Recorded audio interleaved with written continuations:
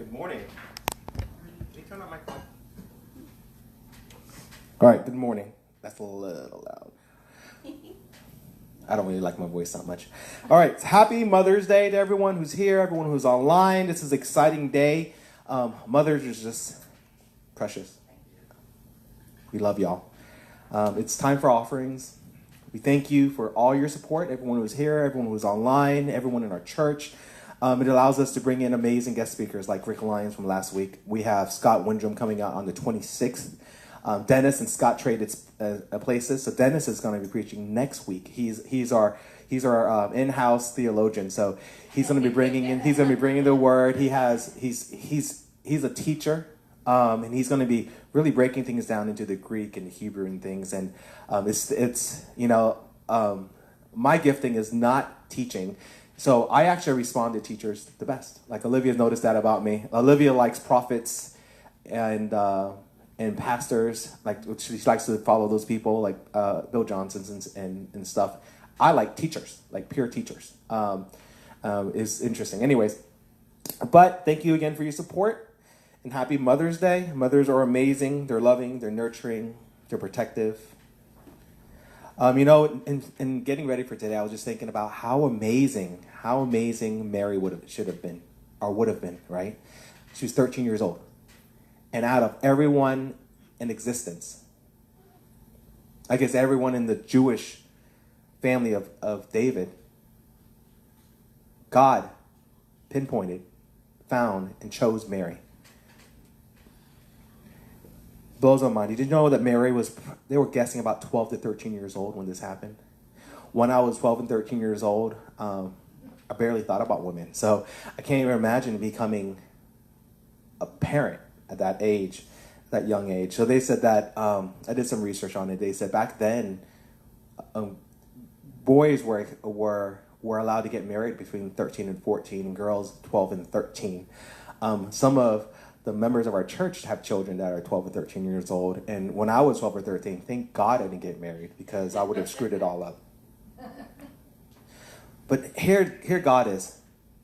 Hey, I'm looking all over the world. He's looking all over the world saying, who do I have favor for?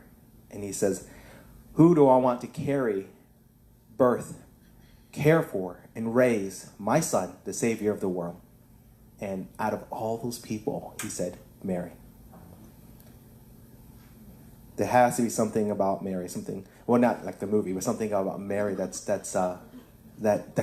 blew God's mind, right? God looked down and found favor on Mary and did this. So I'm going to read a few verses from Luke 1, 26 to 38.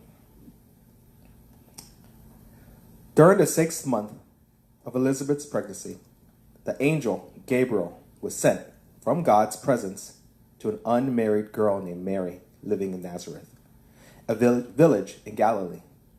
She was engaged to a man named Joseph, a true descendant of King David. Gabriel appeared to her and said, "Grace to you, young woman, for the Lord is with you, and so you are anointed with great favor."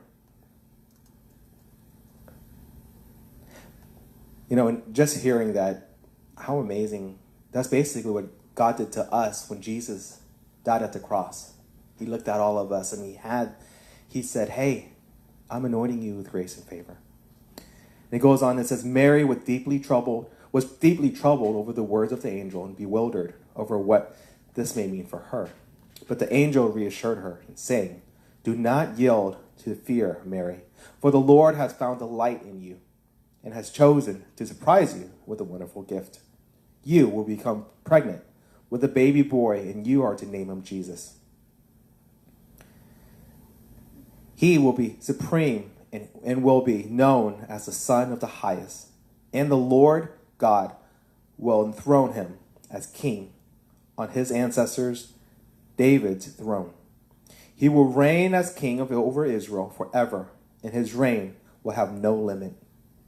Mary said, but how could this happen? I am still a virgin. Gabriel answered, the Spirit of holiness will fall upon you, and Almighty God will spread his shadow over a shadow of power over you in a cloud of glory. This is why the child born to you will be holy, and he will be called the Son of God.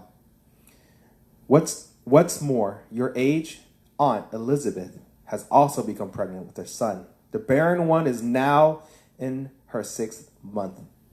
Not one promise from God is empty of power, for nothing is impossible with God. Then Mary responded, "This is amazing. I will be a mother of the Lord. As his servant, I accept whatever he has for me. May everything you have told me come to pass." And the angel left her. So most of y'all heard the testimonies of my upbringing with my family, my upbringing with my mother. You've heard of the hardship I suffered at her hands. But today, I also heard about how I was killed at 12 years old with a baseball bat with my mother. But today I just wanted to honor her because she's an amazing woman. She had some anger issues, but she's an amazing woman. Those who know me know I love to eat. Especially, I love tasting new things, unique flavors, interesting textures, and new ingredients. Those who know me know that food is one of my passions. I'm a foodie at heart. I want to travel the world, not to spread the gospel, but to eat the food. And the spreading of the gospel will come with the food. There's something about breaking bread. There's a beauty in it. But, man, I'm watching these TV shows, and I'll look at Olivia going, I want to go to Thailand. I want to go to Ethiopia. I want to go to Nicaragua. I want to try that food. I want to try that meat. I want to smell those seasonings. I want to see what that tastes like. I want to go to Brazil and really eat a Brazilian steak in Brazil to see what that tastes like, because it's amazing here. So I have this love for food, but the love that was bred into me for food and seasonings and spices came from my mother. I grew up in the kitchen, and she spent hours and years teaching me seasonings, flavors, textures, how to cut things correctly, how to stir fry things correctly, how to stew things correctly. She spent time cultivating this love that I have, or this passion that I have into me. And if you ask most children who the best cook in the world are, most children, there are some mothers, I've had their foods, and I'm gonna buy some KFC. But most children will say the mother is the best cook in the world, right? Yeah. Hey, who's the best cook in the world? My mom. You ask a 60, 70, 80-year-old man, gosh, what dish do you crave? They'll say, I crave. Like I asked Olivia recently, what do you wish you could have had as a child? She said, my grandma made dishes that I cherished. Mothers, grandmothers, the reason the food tastes so good is the love that you take in creating these dishes. My mother taught me how to fry an egg at 3 years old. She taught me how to open the shelf, climb up, heat up a pan, fry an egg at the right temperature with a little salt, a little bit of Maggi seasoning and garlic, and how to turn the heat off, how to put it in a pan, climb down, take that plate, and eat it. Why? Because she wanted to make sure that we were able to take care of ourselves. Mothers, they have this innate love and desire for their kids to become self-sufficient, for the kids to survive, for the kids to persevere, for the kids to learn, for the kids to grow. So she taught me how to fry noodles and cook meals for my family at between 8 and 10 years old. I was cooking full meals. I had to remember one time I came home. It's not in my story, but I came home and I was like so excited about cooking, seeing what my mom was cooking, and she decided she wasn't going to cook anything. She was going to let me cook. And she pulls out a leg of a pig leg, and said, I want you to debone this, and I want him to cut you into little chunks like this. It terrorized me because a pig's thigh looks like it's basically a ham cut. It feels like a human. It was gross to me as a kid. And then the next day, my mom said, I want you to debone this chicken. And so she was getting me conditioned to be able to do things that a normal child wouldn't be able to. She actually went on and shared with us that she was afraid that something was going to happen to her. She was and married to a very abusive man. And she was afraid that if she died, I had to run, my brother and I would be left with no one to prepare food. So a lot of this was for her. She was teaching me especially how to cook, to prepare us for the time that we wouldn't have her. My mom is still alive to this day, and I'll be taking her out later this week. So when I was in grade school, I couldn't wait to get home. Every time I came home, my mom made something amazing. And on the weekend, my mom would sit me on the counter, and as she cooked, she'd go, smell this. Taste the seasoning. Okay, smell this dish. How does it smell now with basil? How does it smell now with coriander? How does it smell now with curry powder? How does it smell with red curry? How does it smell with green onions? How does it smell with shallots? How does it smell? As we're preparing, I smelled the dishes before the ingredients were introduced. And I smelled the ingredients before it was introduced. And I smelled it as it was introduced. So I would just grow and know innately what is missing, what is needed. In fact, I got to the point where she would let me taste things growing up and say, what's missing? And I'll just say, well, you left out the green onions and you forgot to char the ginger. And she'll go, oh, you're right. And she'll go and do it. It's because I cherish my time with my mom. And all of us did or do. We cherish our mothers.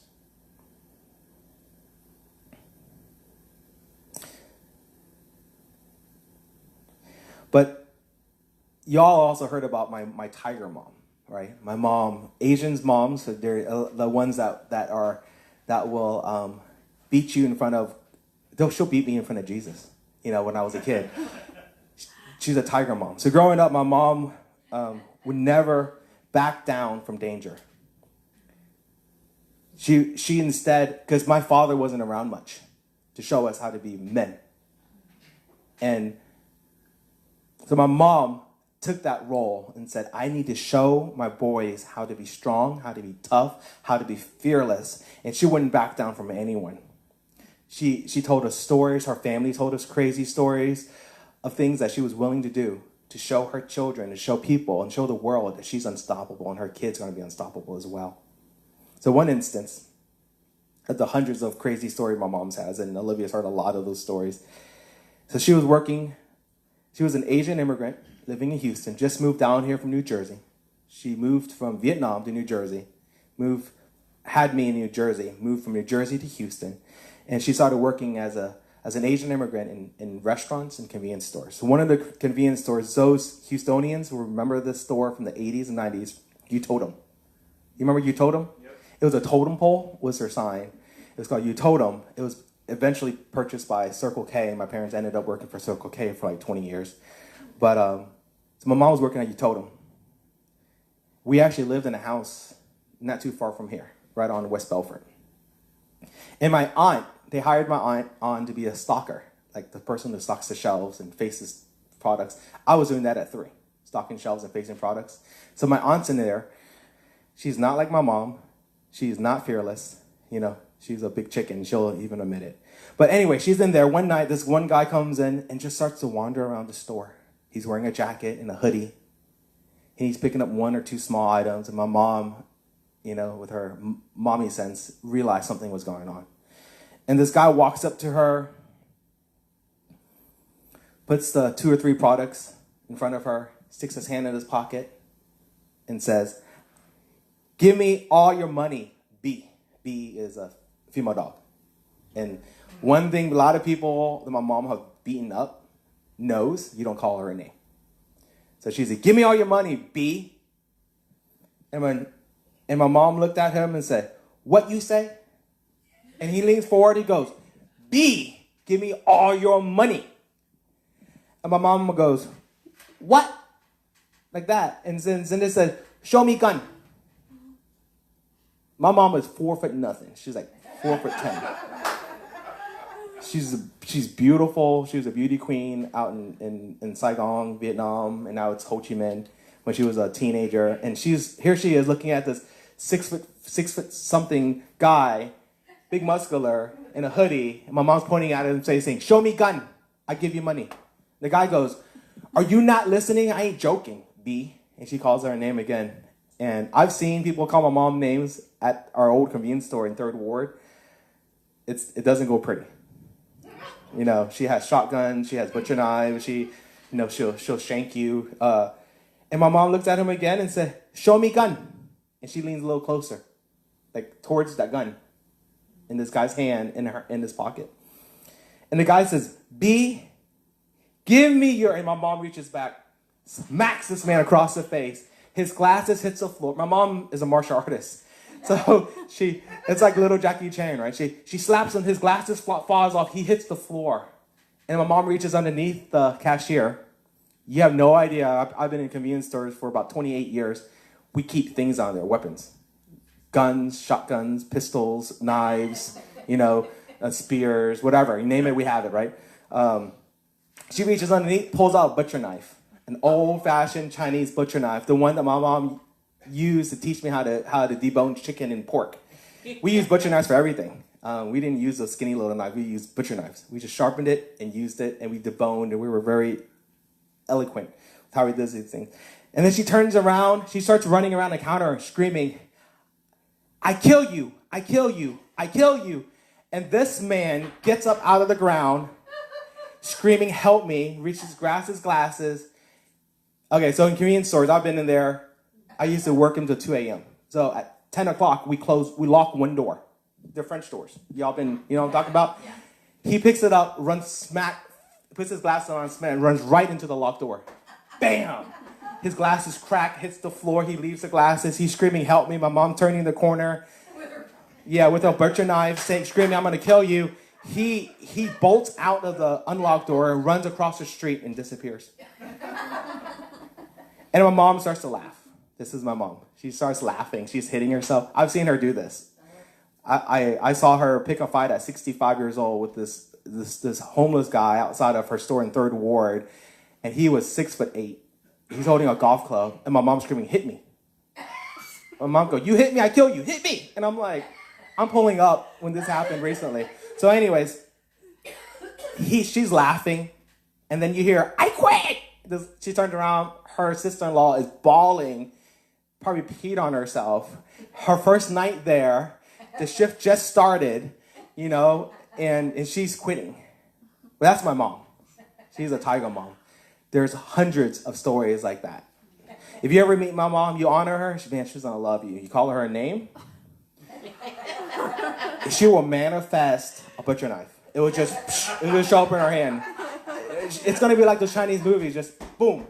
A puff of Shekinah glory, butcher knife.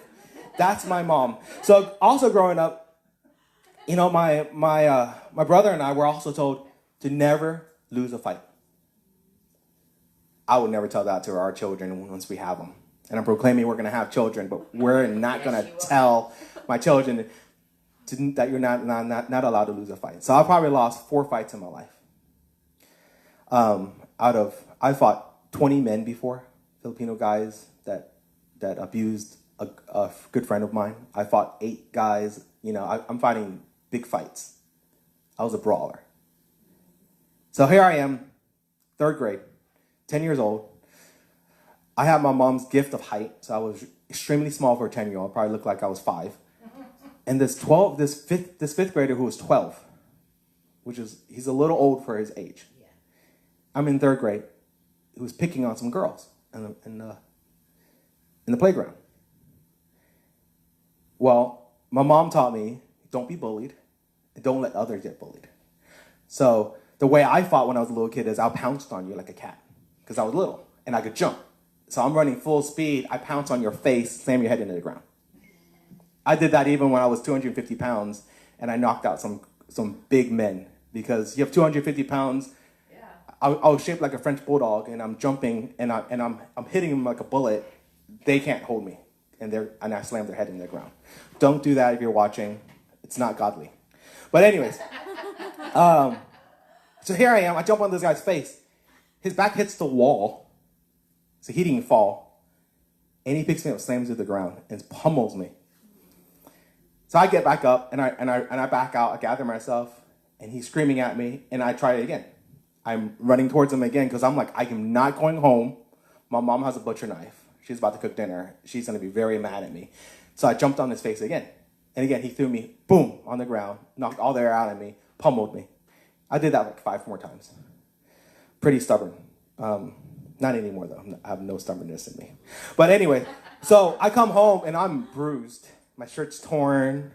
I walk in. I try to sneak past my mom. And my brother, idiot, goes, "What happened?" I was like, I looked at him, and my mom turns and looks at me up and down and goes, You get fight? I said, "Yes." "You win?" "No." Mama goes, "Go out. Beat him up." And I said, "Mom, my mom goes, "Go get him." I was like, oh. And then she turns to my brother, David. His Chinese name is, we call him Ui, or his Vietnamese name is Vi. So he said, "Vi, go help Zin. You need to learn to fight together." We fought each other. We never fought together. So my brother goes, oh, he's playing his Atari. He gets up. He looks at me and goes, "I'm going to kill you. I'm in the final stage," or whatever, and like Mario Brothers or whatever game it was. And we get out there. My brother was big for his age.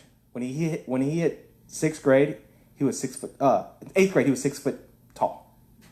When I hit 8th grade, I was 4'5". So there's a size difference. He was a big man. He walks out there. This kid Nathan, he looked like a grown man. I think he had a beard. 5th grade with a beard, fell 2 or 3 times, giant man. So my brother looks at him, and he goes, in Chinese, he looks at me and says, "You picked a fight with a grown man." And I said, "Let's get him." So I charge him. Boom, picks me up, slams to the ground.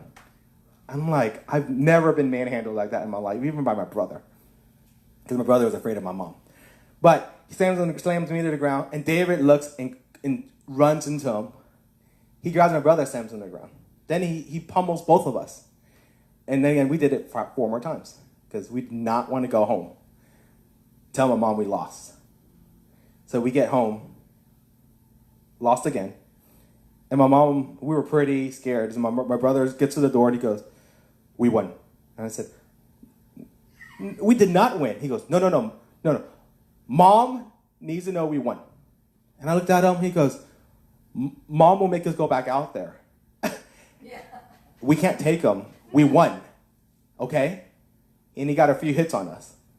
And I said, "Are you going to beat me up still?" And he goes, "No, as long as you say we won." So he goes, "Walk in there." So my brother and I both walked in there with our man struts and looked at my mom, beat him. And I'm bruised. I could barely inhale. I think I cracked a rib. The kid hit me so hard so many times. And I had to win. And I had to tell my mom I won. And all other fights I won. That's my mom. Tiger mom. She didn't know what a man looked like. Because the men in her life weren't there for her. She didn't know what a father looked like. Because her father wasn't there for her. And my father wasn't there for us. So she did the best she could.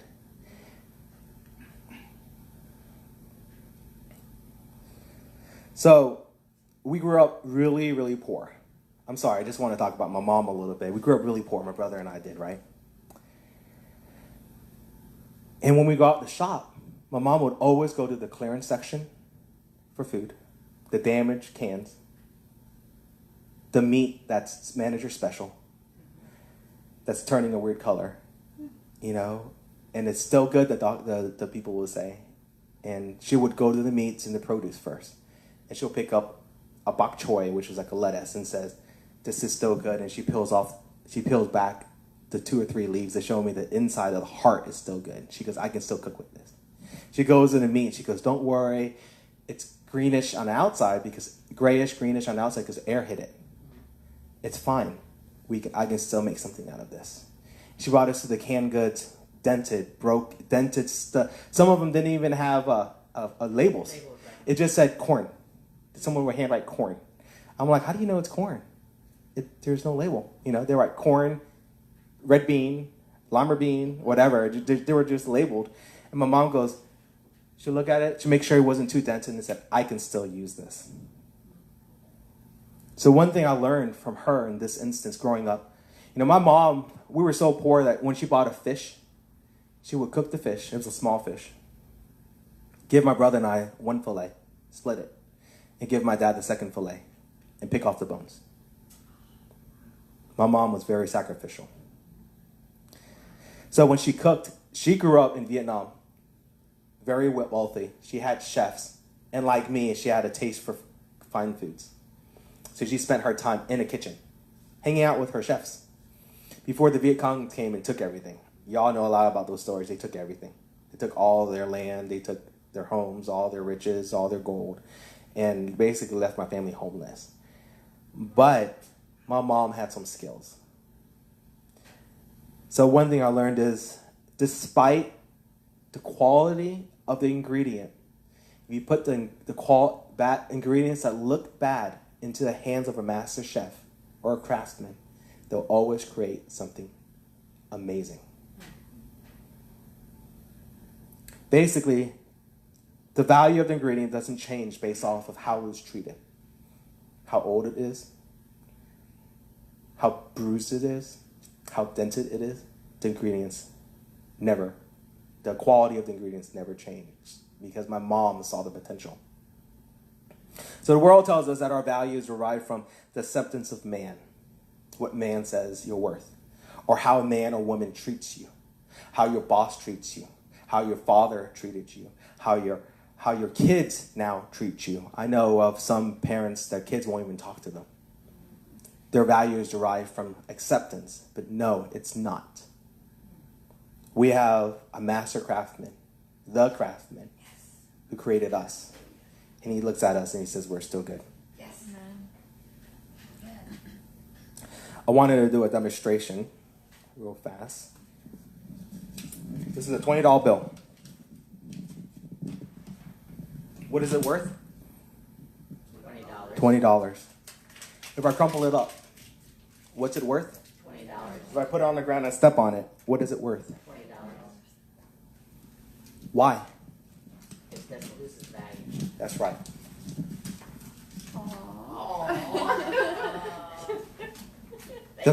So what Pam's answered was, it does not lose its value. It doesn't matter what I did to that $20 bill. You know, in fact, if a $20 bill gets torn, it's still worth $20. Yes, They said if it gets burned and you have enough left of it, it's worth $20. The bank, the mint will change it back out to you. Nothing, the value doesn't change based off how it's treated. That's good. Really good. That's right. So some of us today have been forsaken, we've been forgotten, we've been neglected, we've been beaten, we've been broken, we've been treated and used and called worthless by the people in our world. But today I'm telling you, God doesn't see that at all. Similar to the $20 bill and the ingredients my mom purchased. What God is saying now is exactly what my mom is saying about y'all is, you're still good and I can still use you, God says. You're not past expiration. You're not too beaten. You're not too broken. You're not too used. You're not too worn out. You're not dirty. I can still use you, God says. See, as I was saying earlier, God is more than just a skilled craftsman. My mom was a master in the kitchen. God is the master. He is the craftsman. He is the creator. He defines your value. And we cannot allow the world to define ours. So what he's saying to us today, beloved, he's saying you are created in his image. That's a promise. God's thoughts of you are of peace and not evil. God has a future that is full of hope that he has planned for you. You are a new creation. The old life, the bruised, the broken, the damaged, the forgotten, the forsaken life is gone. You are created to do everything that Christ demonstrated and greater. Your worthiness doesn't come from the world and what the world sees or calls you as. But your worth came and was demonstrated at the cross. What God said was, you are to die for. And he'll do it again. And I promise you that if you decide to allow him to use you with your big yes, that he'll make something amazing with your life. So to all the mothers, I repeat to you, what Angel Gabriel spoke over Mary. Pam, Debbie, Olivia's mom watches sometime, Roanne, my mom, Mary, and my mom's name is Mary. And she has a son named Jonnathan and a son named David. And she's Buddhist. So, anyways. So, back. What Gabriel said over Mary, God is saying over you today, grace to you, young woman. For the Lord is with you, and he has anointed you with great favor. Happy Mother's Day. We love you, moms. God bless y'all, and let's celebrate each other.